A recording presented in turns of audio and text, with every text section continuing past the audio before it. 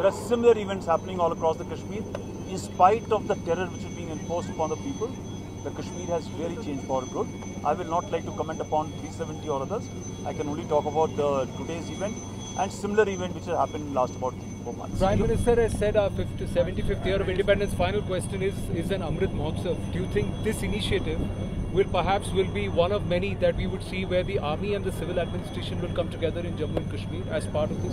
Absolutely. I think a number of initiatives are taking place by the civil adam and we are supporting them wherever is required to.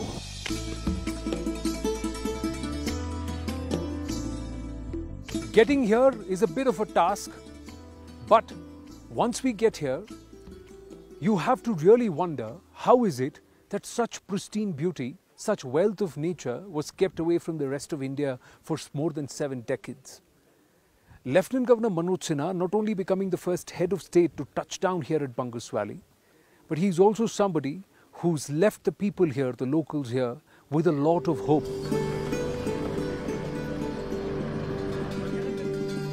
बंगस valley पर आपने पहली बार एक state head आए हैं. It's a very big occasion, बहुत बड़ी बात है. स्वाभाविक रूप से मैं इसे अपना सौभाग्य मानता हूं कि इस खूबसूरत स्थान पर मुझे आने का अवसर मिला है. इसके कारण जहां टूरिज्म बढ़ेगा, मुझे लगता है कि यहाँ के सामाजिक और आर्थिक विकास के लिए भी एक नई पहल, और विशेष रूप से मैं आर्मी का आभारी हूँ, जिला इंतजामिया का भी, जिन्होंने इस आयोजन को किया है. और हम ये व्यवस्था करने वाले हैं कि आयोजन जम्मू कश्मीर प्रशासन की ओर से हर वर्ष हो. एक और बात है कि आपने इको टूरिज्म की जो बात की, इसको क्या एक टाइम बाउंड तरीके से किया जाएगा? और इतनी सुंदर घाटी है, ये इतना सुंदर वैली है, रेस्ट ऑफ इंडिया को ज़्यादा पता नहीं है इसके बारे में. आप क्या कहते हैं कि इस अमृत महोत्सव में क्या एक पहल ये हो सकती है? निश्चित रूप से ये पहल करनी चाहिए और ये पहल की जाएगी.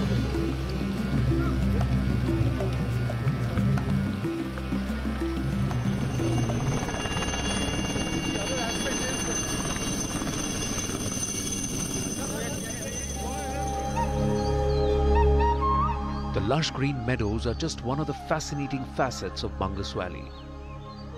The wealth of flora and fauna is immense. It's an unvisited valley, or a very sparsely visited valley, and we want all of India to know about it. And I have with me the man who's written a book on the Bangus Valley, and this is Mushtaq Sagar. Mushtaq जी, नमस्ते. सबसे पहले तो आप यहीं के रहने वाले हैं? मैं डिस्ट्रिक्ट कुपवाड़ा का ही रहने वाला हूँ, यहाँ इलाके रामहाल का रहने वाला हूँ.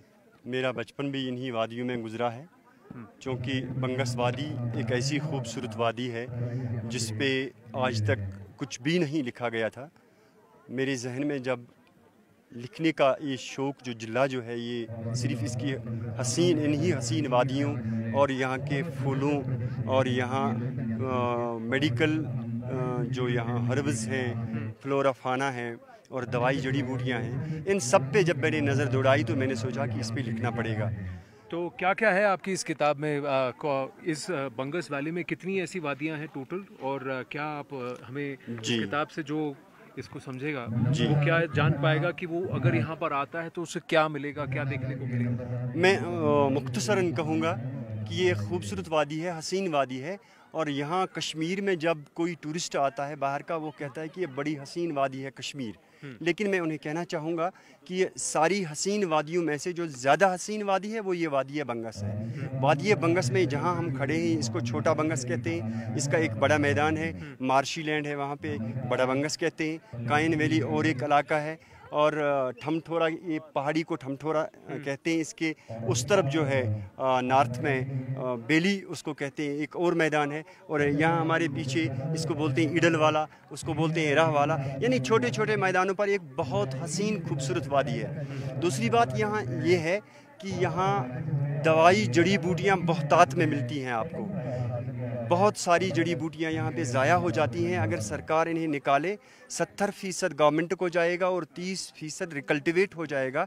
तो मैं यकीन के साथ कहता हूँ कि 1.5 लाख रोज़गार के मौके यहाँ अपॉर्चुनिटीज़ एकदम एक ही साल में पैदा हो जाएंगे, और जो स्टेट का बजट होगा वो यहीं बंगस से निकलेगा. इतना ही नहीं, बल्कि जो ट्रैकर्स हैं, टूरिस्ट्स हैं, वो अगर यहाँ आना चाहें, फिल्म इंडस्ट्री से वाबस्ता लोग यहाँ आना चाहें, तो मैं यकीन के साथ कहूँगा कि पूरी वादी कश्मीर जितनी हसीन है, उससे बढ़कर वादी बंगस हसीन है. Wonderful talking to you. Thank you very, very much.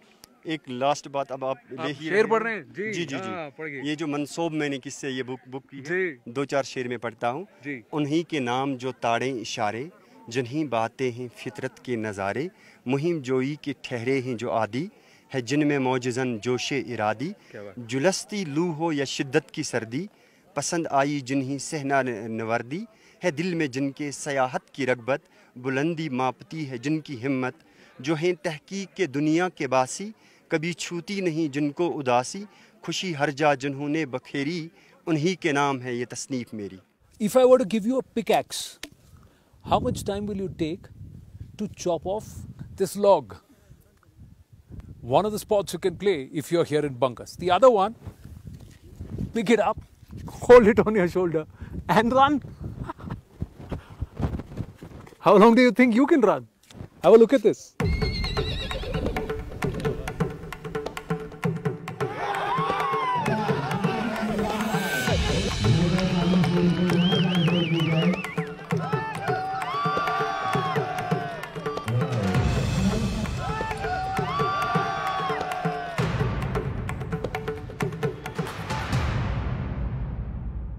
Hope you've enjoyed this little tryst with a virgin valley in Kashmir, a destination which is so within our grasp, but perhaps we hardly knew about it. I have to thank Rajesh and Pradeep for capturing the beauty of Bungus on camera. Hope we've been able to convince you to add Bungus to your bucket list. Ladies and gentlemen, on this Independence Day, on this Amrit Mahotsav, we are all in the process of discovering ourselves. Let us pledge to discover a little more of our own Bharat. Bye for now.